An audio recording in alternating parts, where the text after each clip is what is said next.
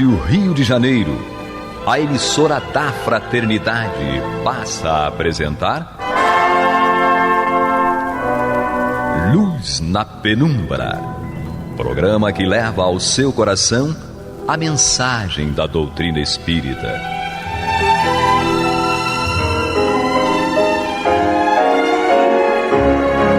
E com vocês, Eduardo Araújo, para o estudo de O Livro dos Médiuns, da obra codificada por Allan Kardec. Olá, prezados ouvintes da Rádio Rio de Janeiro, sejam todos muito bem-vindos. Programa Luz na Penumbra. Juntos vamos estudar o Livro dos Médiuns de Allan Kardec, na companhia de Maria de Fátima Miranda. Que Deus nos conduza.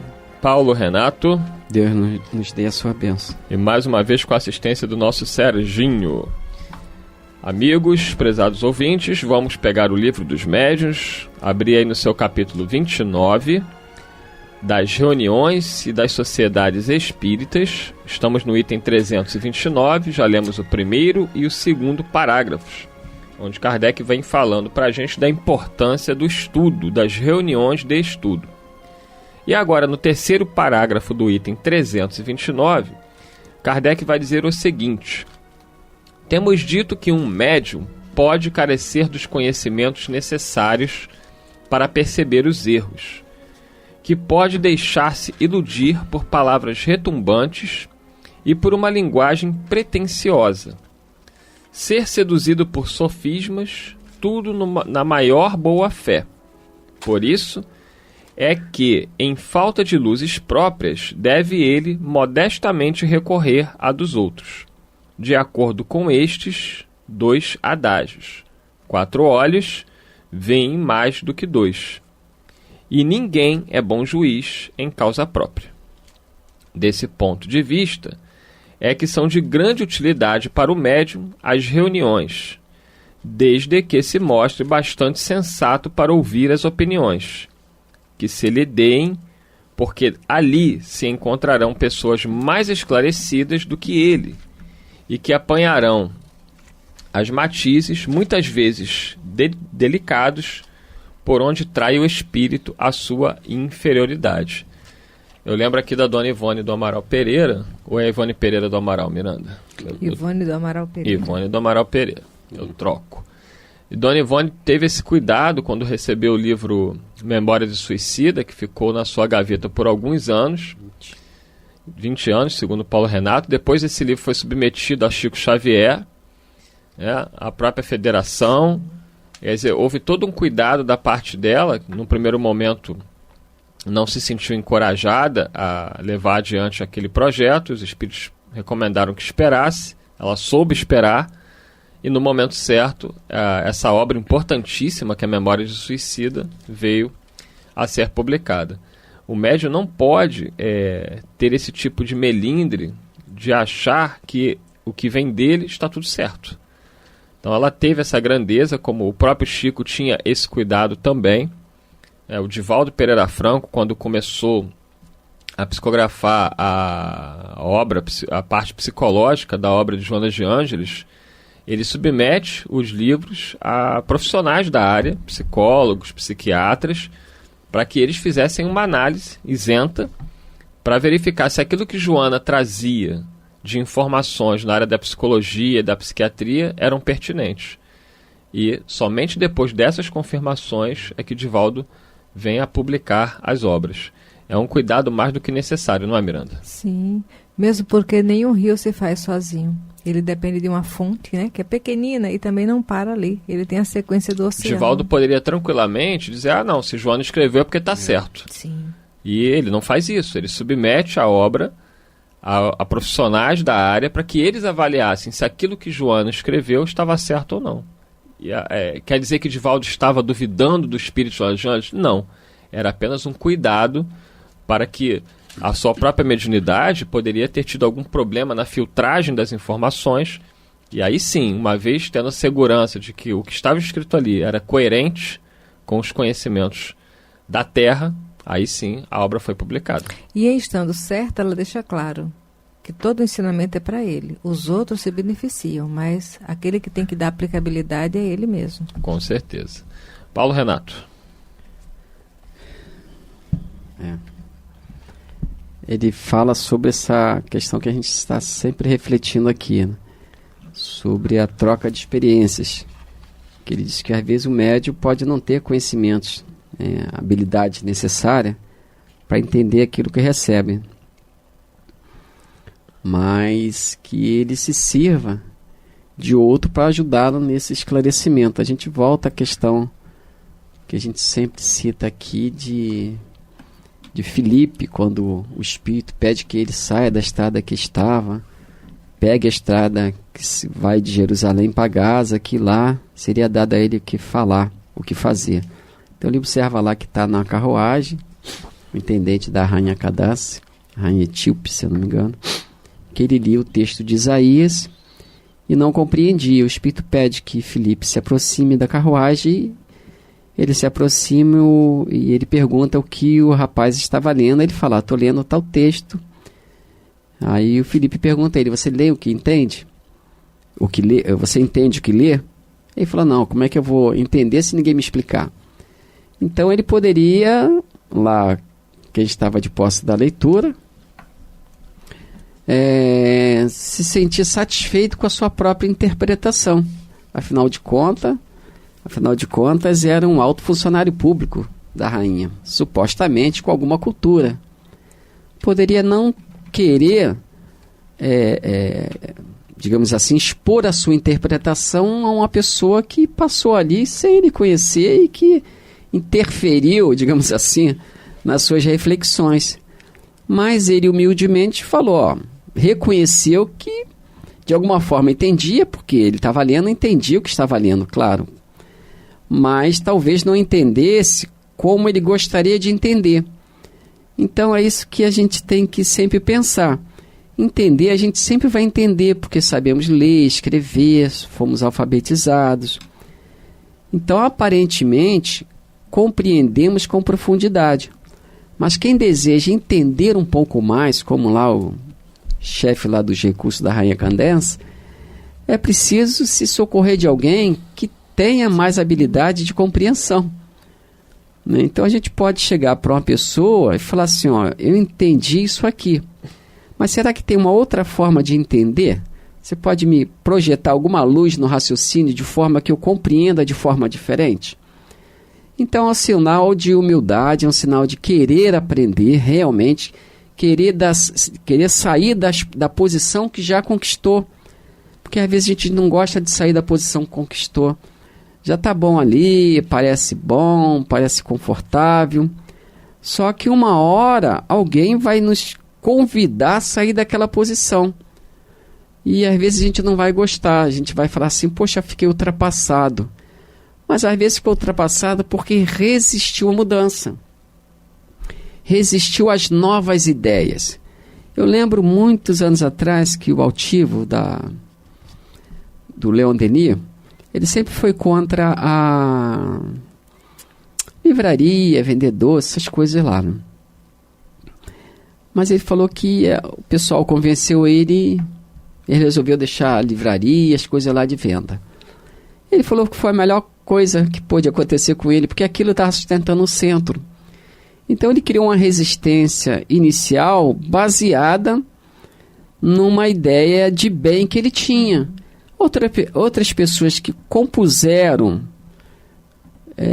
que renovaram o seu grupo de trabalho, fizeram-no ver o benefício que aquela atividade comercial traria ao centro no futuro. Então ele criou uma resistência inicial adequada, salutar, que todos nós temos que ter. Não é porque nos sugeriu algo que pareça bom que a gente vai se abrir a essas novas ideias, que a gente pode estar realmente caminhando para um precipício, mas as reflexões dele no futuro viram que era um melhor conselho. Então a gente tem que estar pronto para isso, né? Para saber raciocinar com os argumentos dos outros, porque nem sempre os nossos se encontram o suficiente, porque as coisas mudaram, as pessoas mudaram, as necessidades mudaram. Então é preciso sempre lançar mão de alguém que nos ajude a pensar de forma diferente. Kardec fazia isso com a Revista Espírita. né, com as pessoas que ele consultava, com os espíritos a quem ele consultava por diversos médios. Ele colhia informação, ele se submetia, sem milindre, sem nada. Né? Ele queria era aprender, queria renovar a sua maneira de entender as coisas. Então é preciso que a gente, digamos assim, encontre alguma paz no lugar de conforto em que estamos, mas que essa paz não nos estagne o progresso, para que a gente depois, amanhã ou depois, não veja uma obra começada com tanto sacrifício, com tanta dedicação, falir. As pessoas vão embora porque a gente é resistente demais, a gente não aceita novidade, a gente não quer mudar, e depois a gente só reclama, as pessoas não ficam, vão embora, tanta gente que chegou, foi embora, e às vezes a culpa é nossa, né? Você está ouvindo pela Rádio Rio de Janeiro o programa Luz na Penumbra, com o estudo de O Livro dos Médiuns, na apresentação de Eduardo Araújo. Prezados ouvintes, estamos aqui estudando o Livro dos Médiuns, no seu capítulo 29. O item é o 329. Já lemos o primeiro, o segundo parágrafo. Cadê? O primeiro, segundo, terceiro. Estamos indo agora para o quarto parágrafo do item 329, onde Kardec diz o seguinte: todo médium que sinceramente deseje não ser joguete da mentira deve, portanto, procurar produzir reuniões sérias, levando-lhes o que obtenha em particular, aceitar agradecido, solicitar mesmo o exame crítico das comunicações que receba. Se tiver as voltas com espíritos enganadores, esse o meio mais seguro de se desembaraçar deles, provando-lhes que não o podem enganar. Aliás, ao médium que se irrita com a crítica, tanto menos razão assiste para semelhante irritação, quanto o seu amor próprio. Nada tem que ver com o caso, pois que não é seu o que lhe sai da boca ou do lápis, e que mais responsável não é por isso do que o seria se lesse os versos de um mau poeta. Então, o que está saindo dele não é dele.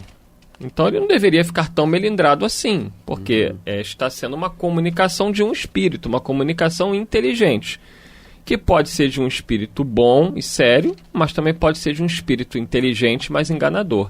É isso que o médium precisa estar sempre aberto a ter essa análise, não é, Miranda?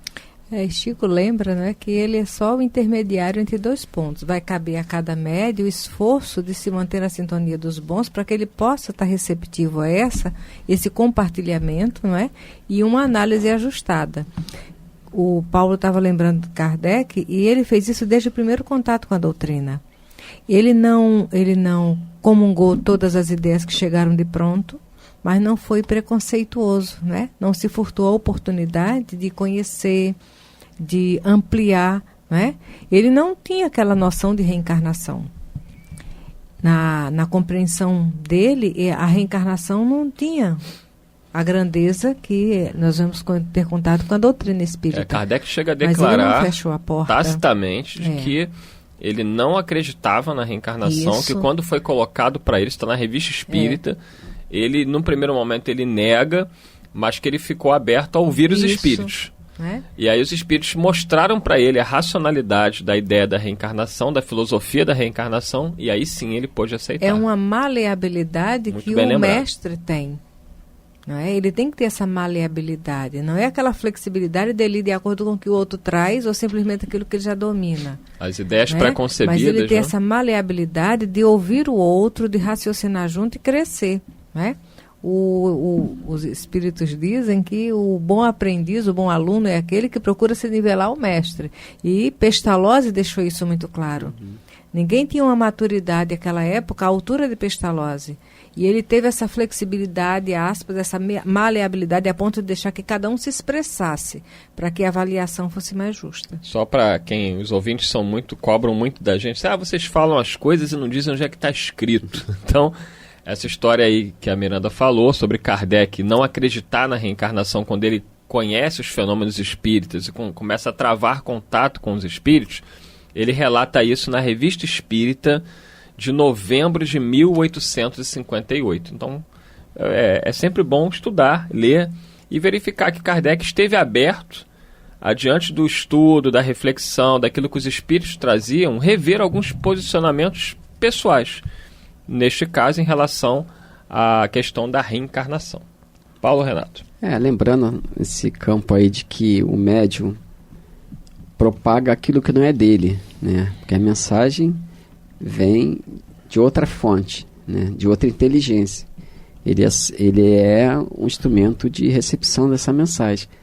Nós ainda lembramos o Antigo Testamento, quando Moisés é convocado a guiar o povo, tirar o povo do Egito, levar lá para o deserto.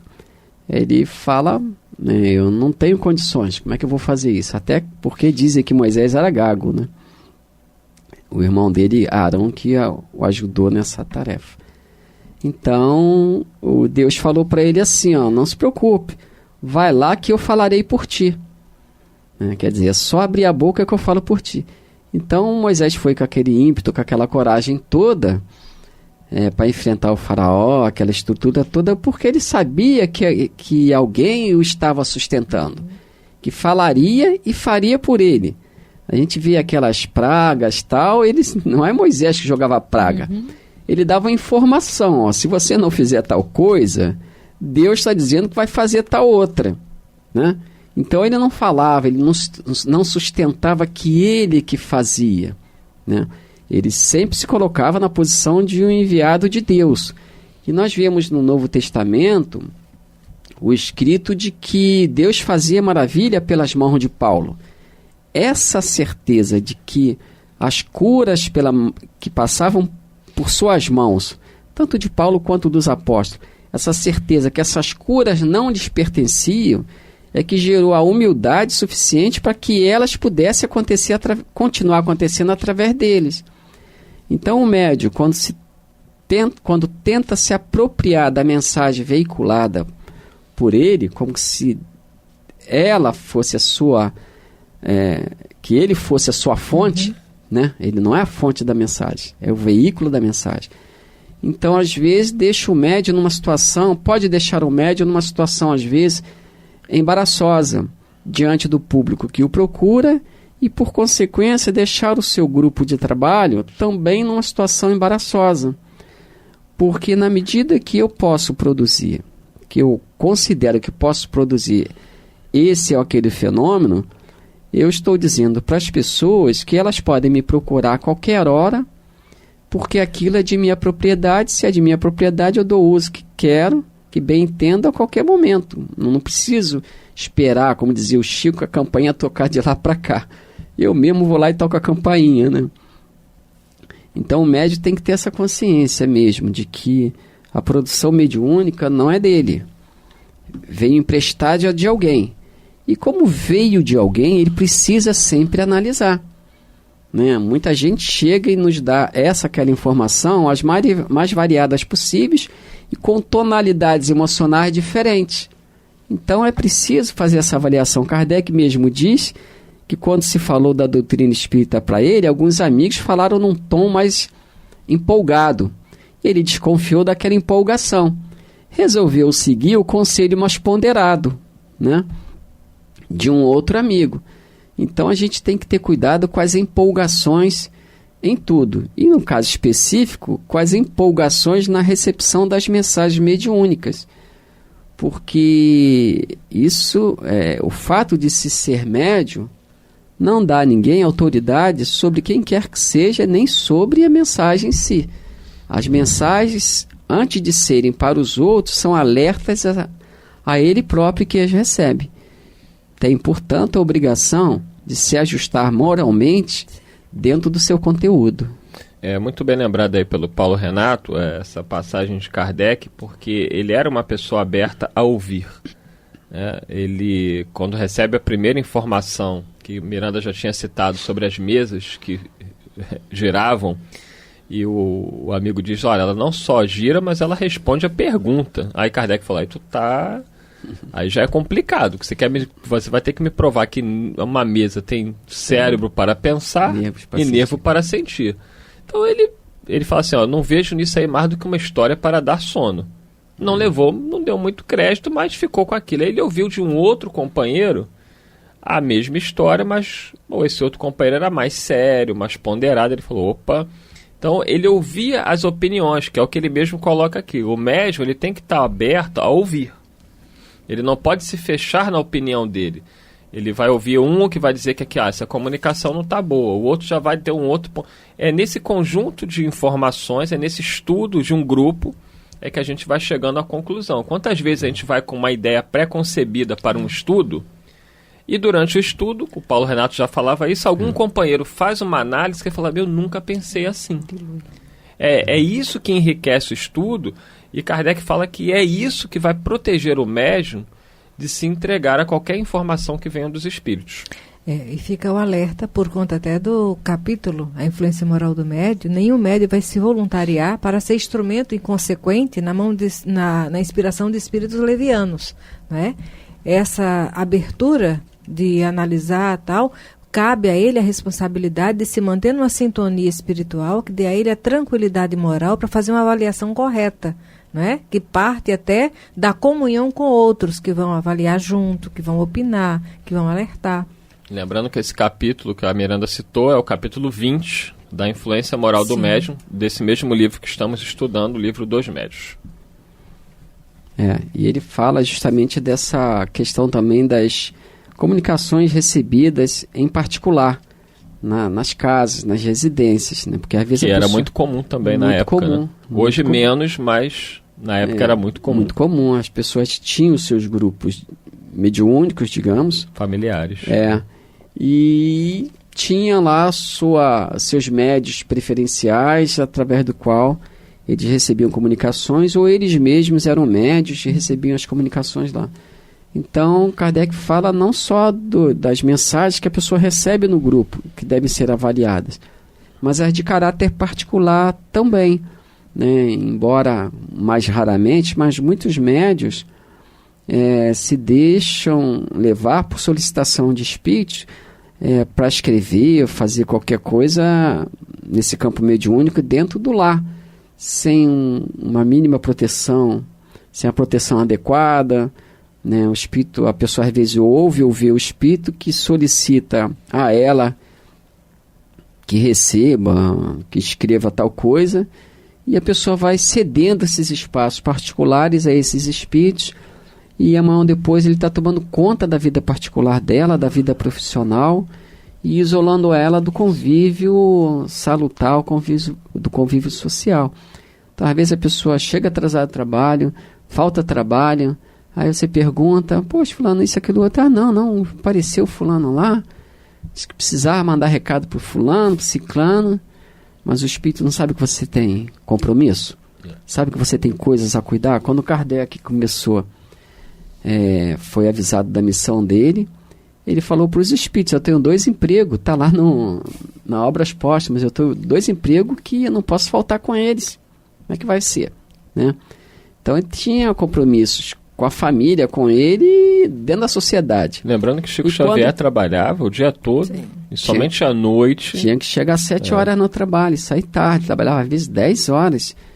Então Kardec o espírito falou para Kardec, tudo bem, a gente vai te auxiliar, inclusive nas questões materiais, mas você tem que cumprir com as suas tarefas materiais também, né? Então ceder todo o tempo a atividade mediúnica é um erro perigoso. Chegamos ao final de mais um programa, agradecendo ao Paulo Renato, a Maria de Fátima Miranda, Serginho e sobretudo a todos vocês, prezados amigos ouvintes. Na semana que vem iremos terminar aí com o último parágrafo do item 329, dando sequência aos nossos estudos do Livro dos Médiuns. Muita paz a todos. Você está ouvindo o programa Luz na Penumbra.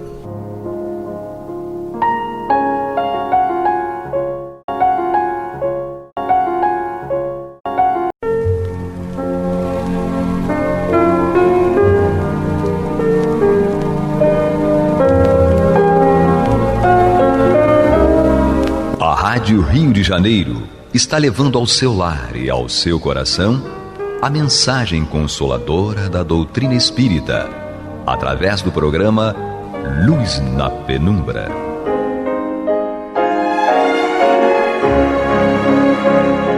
E agora com vocês, César Augusto Lourenço Filho, para comentar os textos da Revista Espírita de Allan Kardec no período de 1858 e 1869.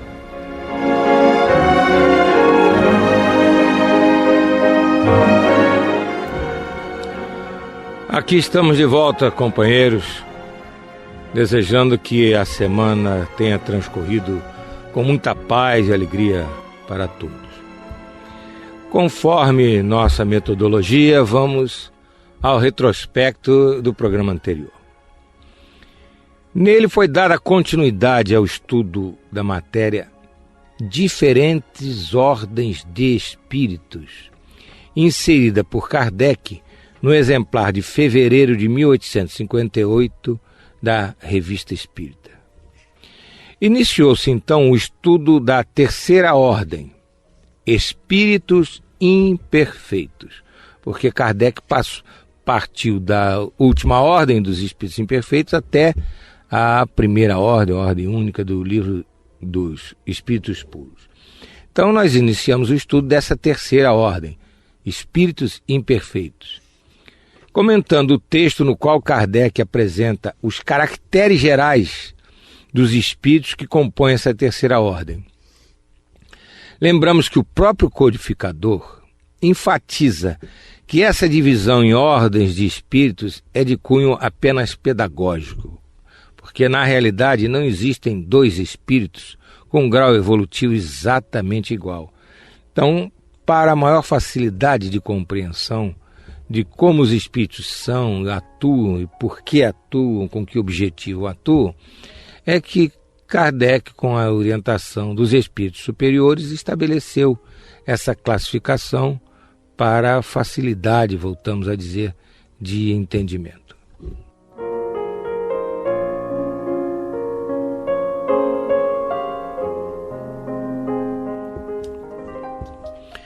De vez em quando nós ressaltamos, e vamos fazê-lo novamente, o caráter editorial da Revista Espírita, que o próprio Kardec denominou de Anais do Espiritismo. Então, nela, o codificador ia divulgando suas pesquisas, seus estudos, seus avanços no trabalho de codificação da doutrina espírita sob a orientação dos espíritos superiores.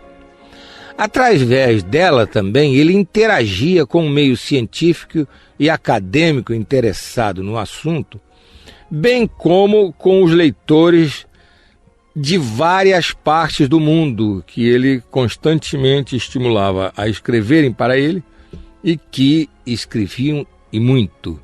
Também através da Revista Espírita, Kardec selecionava matérias publicadas em jornais da época para comentá-las à luz da doutrina espírita, como, aliás, foi objeto de estudo aqui neste programa há alguns programas atrás. Por exemplo, aquela questão do garoto de 12 anos que assassinou várias crianças menores.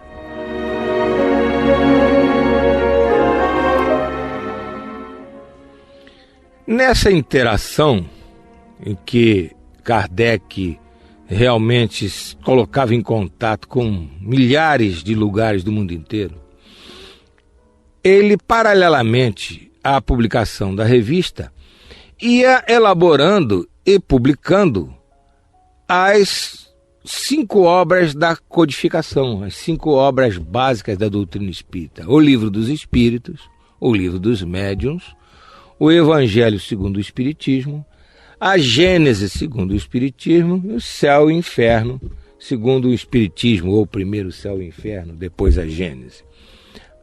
As 5 obras da codificação são essas, então.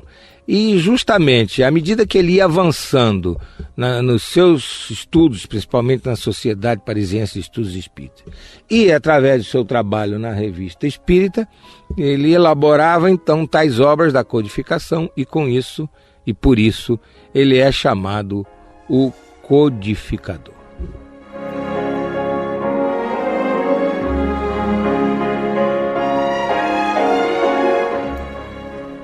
Conforme indicamos no programa anterior, a matéria hoje em estudo, publicada no exemplar de fevereiro de 1858 da Revista Espírita, foi colocada na parte 2ª, capítulo 1º, item Diferentes Ordens de Espíritos, de O Livro dos Espíritos.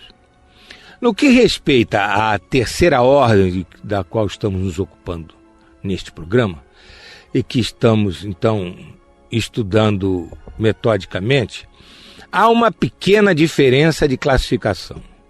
Na Revista Espírita, ela é dividida em um grupo de 4 classes, da 9ª à 6ª, ao passo que no Livro dos Espíritos, o grupo é composto de 5 classes, da 10ª à 6ª.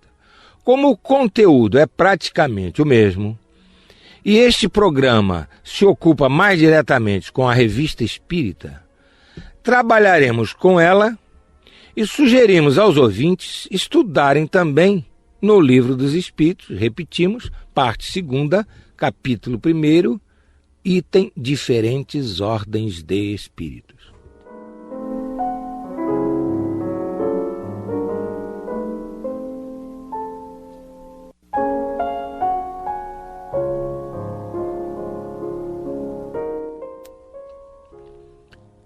Ocupemos-nos, então, da 9ª classe, que Kardec denominou de espíritos impuros. E, para isso, vamos ler alguns trechos da matéria desenvolvida pelo codificador na Revista Espírita, como estamos fazendo.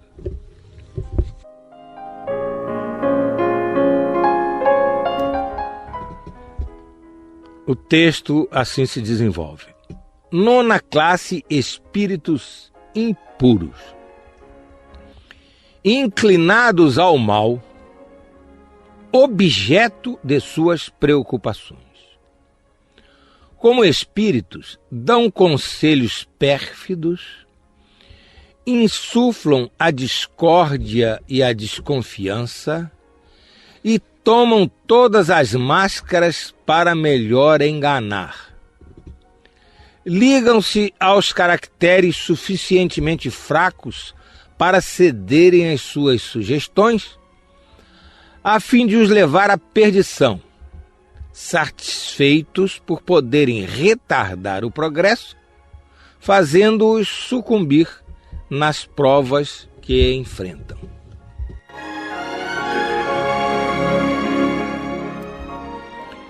Então, nesse trecho, Kardec está identificando a realidade espiritual desses espíritos denominados impuros e que constituem a 9ª classe da divisão pedagógica que Kardec fez. Classe essa que, junto a mais 3 ou 4, constitui então a terceira ordem dos espíritos imperfeitos.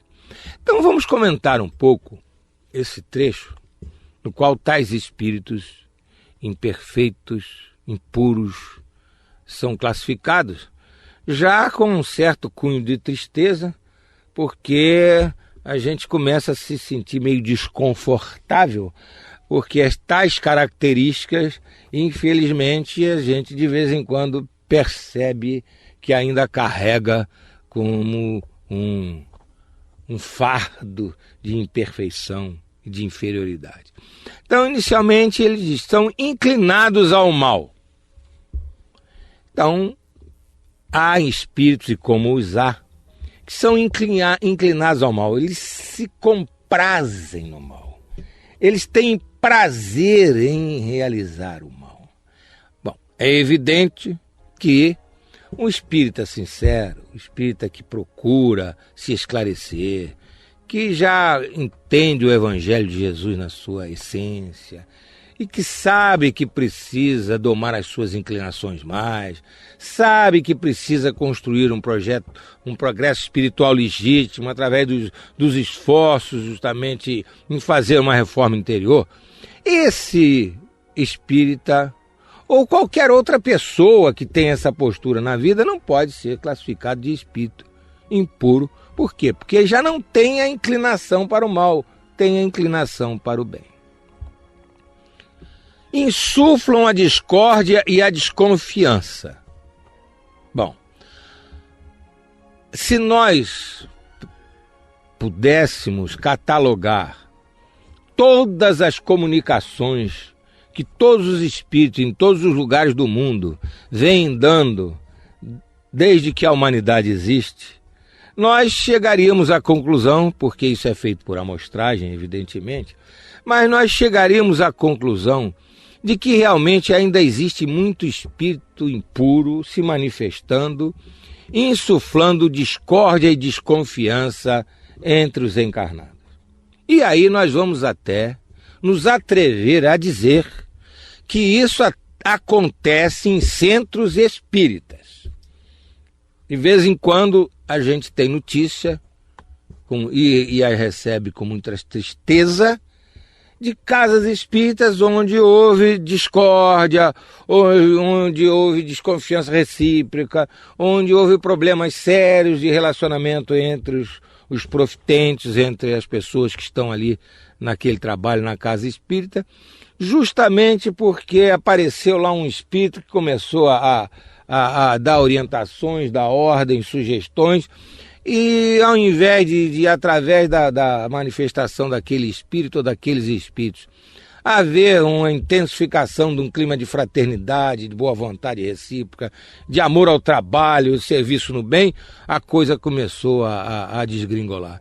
Então, ainda sofremos estas incursões da pátria espiritual inferior no dia a dia da vida dos próprios centros espíritas e temos que estar muito alertas.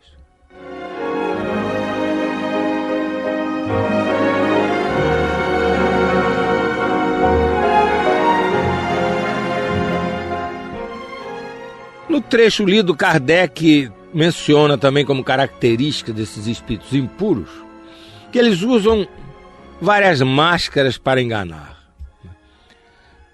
Normalmente é a técnica usada pelos espíritos que, em termos de obsessão, dentro também da classificação que Kardec usa, são espíritos que fascinam as pessoas. São espíritos que se apresentam de uma maneira ardilosa, de uma maneira simulada. Então, com máscara de santo, digamos assim, eles justamente conseguem acesso àquelas pessoas que, como bem Kardec fala no trecho que lemos há pouco, pessoas de caráter fraco, pessoas dóceis, pessoas que têm uma facilidade extrema em acreditar em espíritos desencarnados pelo fato de eles serem espíritos desencarnados. Ou então pessoas que, diante de um espírito que se manifesta, não têm aquela postura recomendada por Kardec de cuidado, de atenção, de zelo, para fazer uma análise crítica, cuidadosa do conteúdo, da forma, da essência, da mensagem do espírito. Enfim, são pessoas que tem um espírito que quer se manifestar e essas pessoas se colocam em posição de passividade. Não é só a passividade mediúnica, não. É a passividade intelectual, de se curvar àquilo que o espírito vai dizer. Você está ouvindo pela Rádio Rio de Janeiro o programa Luz na Penumbra, com estudo da Revista Espírita, na apresentação de César Augusto Lourenço Filho. E no final do trecho que lemos há pouco, o que esses espíritos fazem, valendo-se desses seus ardis, valendo-se dessas suas formas de atuação. Eles realizam sugestões aos encarnados, visando retardar-lhes o progresso e levando-os a sucumbir nas suas provas.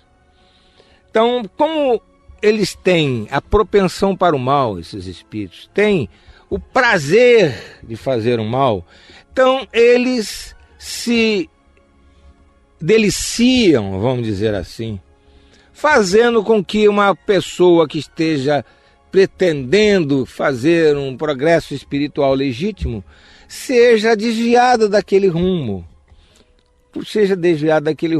Há um trecho aqui dessa matéria em que Kardec menciona que esses espíritos costumam tomar por alvo as pessoas de bem. Por quê? Porque para espíritos, digamos assim, que estão preocupados em que as coisas se processem dessa maneira totalmente indevida e inferior, uma pessoa voltada para o bem é um estorvo. Não é uma pessoa que deseja implantar o amor, a fraternidade, a solidariedade, a compreensão, a boa vontade, o carinho.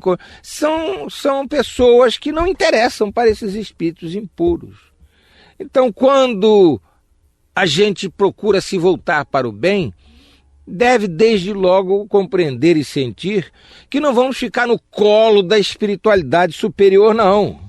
Nós vamos ter sim uma assistência espiritual muito grande desses espíritos superiores, mas nós estaremos sempre ali sujeitos a incursões desses espíritos impuros que vão tentar nos fazer cair, vão nos insuflar coisas indevidas. E nessa hora a gente tem que pensar no que Jesus recomendou muito: vigiai e orai. Então nós temos que estar sempre muito atentos para não nos tornarmos vítimas de espíritos dessa natureza, pela nossa inocência, ou pela nossa falta de espírito crítico, ou pela nossa docilidade em fazermos aquilo que os espíritos estão nos induzindo a fazer.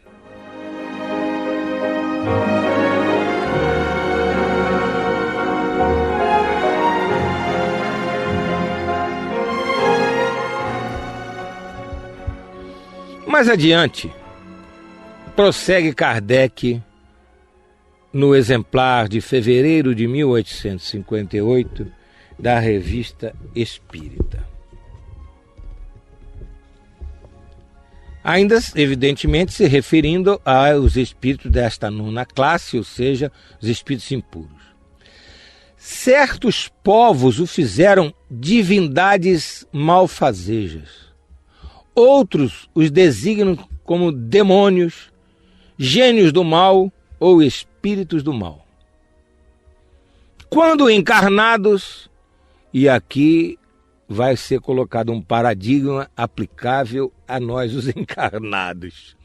Quando encarnados, os seres vivos que animam, ou seja, eles reencarnados, são inclinados a todos os vícios que geram as paixões vis e degradantes, a sensualidade, a crueldade, a trapaça, a hipocrisia, a cupidez e a avareza sórdida. Kardec parou por aí porque já estava mais do que claro, e se fosse colocar todas as coisas que se aplicam, se enquadram nisso, ele teria que utilizar várias páginas da revista.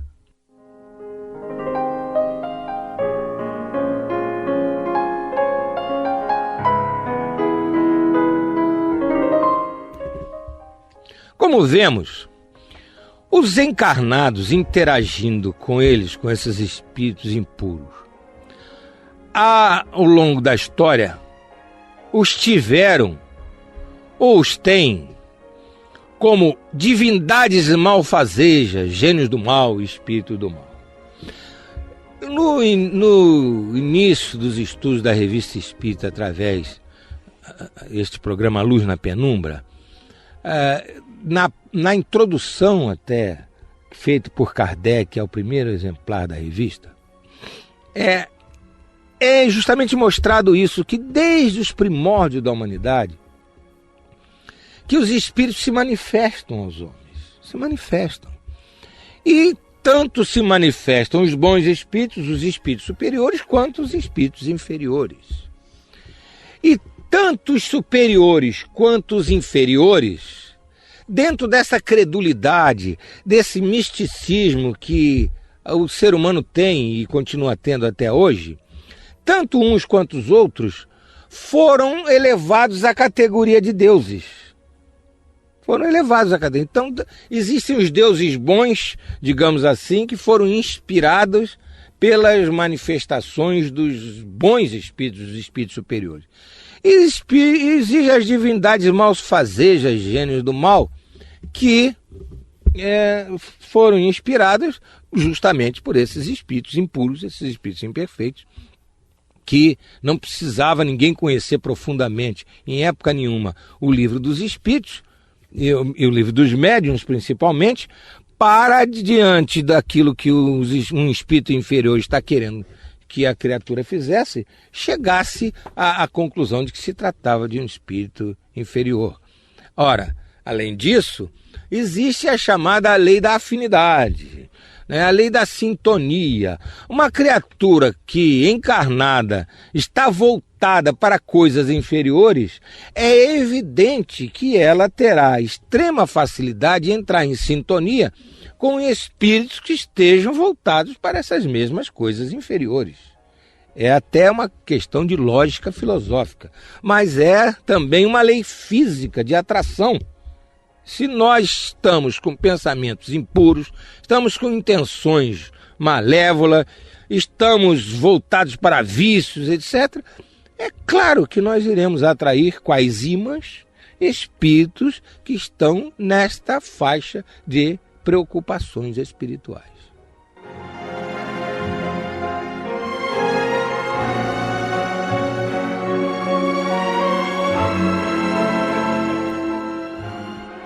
Conforme lido há pouco, esses espíritos impuros, quando reencarnados, são inclinados a todos os vícios e paixões vis e degradantes.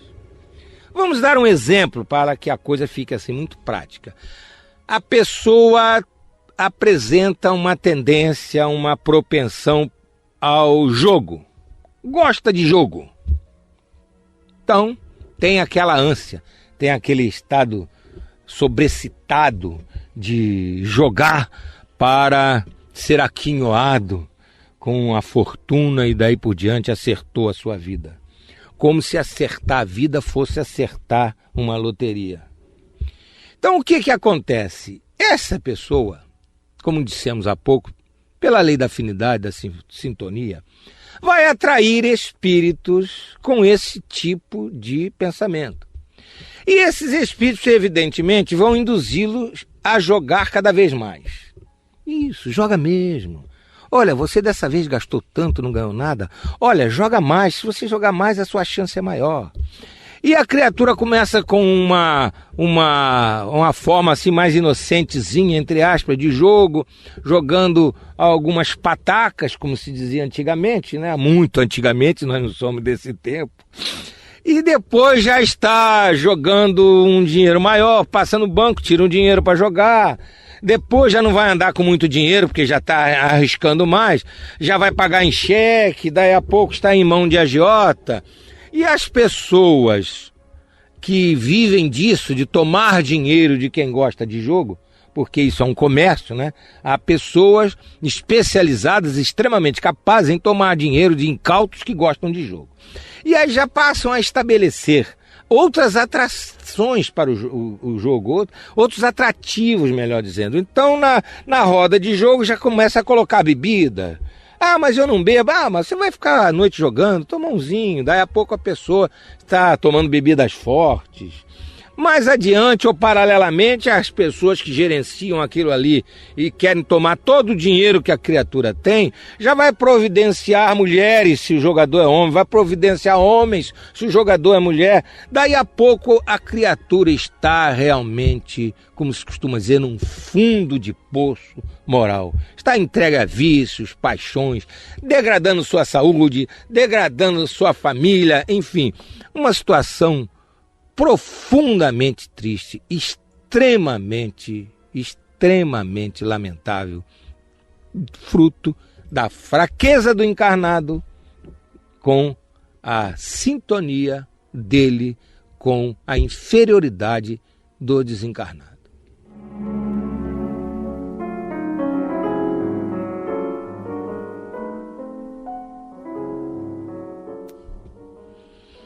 Kardec, no trecho que nós lemos, relaciona essas paixões inferiores. Sensualidade, a criatura é escrava do sexo, é uma tristeza. Crueldade, a criatura fazer o mal, ter prazer de fazer o mal. Trapaça, né?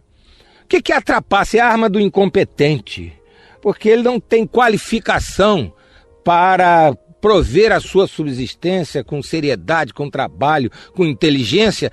Então ele se vê diante de uma situação de inferioridade perante outros mais qualificados e resolve trapacear. A hipocrisia, né? Fingir, enganar, se fazer de bonzinho quando na realidade está querendo trair o outro. A cupidez, a ânsia, né? Há pouco, quando falamos no jogo, qual é o móvel disso? É a cupidez, né? A avareza, depois que conquista, não quer dividir com ninguém. Enfim, essas paixões todas que, infelizmente, lamentavelmente, ainda nós vemos e muito neste planeta de provas e expiações.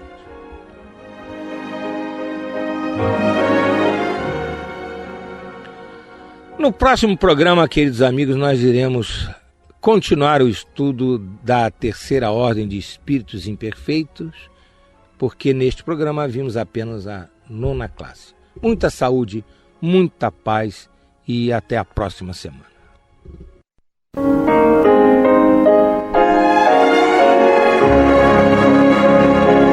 E vamos ouvir agora a prece de encerramento de nosso programa, na voz de Geraldo de Aquino. Jesus, dá-nos coragem para a luta, piedade para os insultos e misericórdia para as injustiças e ingratidões. Limpa nossa alma de inveja e ambições mesquinhas, de ódio e de vingança o nosso caminho. E que dentro em pouco, ao recolher-nos de novo ao calor do nosso leito, para que o sono nos dê a paz e o esquecimento das tristezas humanas, possamos sentir, Senhor, no mais íntimo de nosso ser, a doçura indefinível do Teu amor e a grandeza incomparável da Tua divina presença. Que assim seja.